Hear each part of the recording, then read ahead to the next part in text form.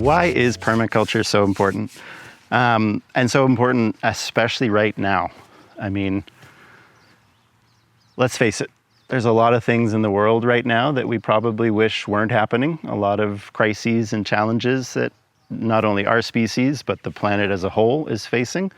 And I feel like permaculture is so important at this particular moment because it actually gives us a set of not only tools, but a way of thinking about how we can be in relation to the planet in a positive way. So instead of just being, how can we do less harm? How can we have less of a bad impact on the world? Permaculture, the whole philosophy behind it is, how can us humans, these Homo sapiens, these wise monkeys, how can we live up to that name of actually being wise and actually having the understanding and the wisdom and the knowledge to have a positive impact on our planet and in our environment? And so it looks at all the different realms of human habitation, human existence, you know, from the really practical of like, how do we grow food? How do we harness energy? How do we work with water?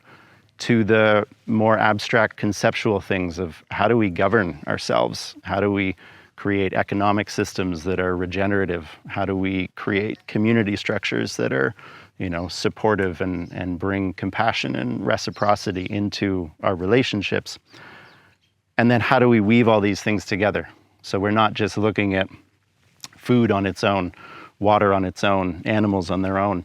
We're looking at how do they interact in ways, and how do we support those interactions to be positive, to actually be a synergistic experience so that we're supporting all of the different systems needed to hold humans alive on this planet at this time.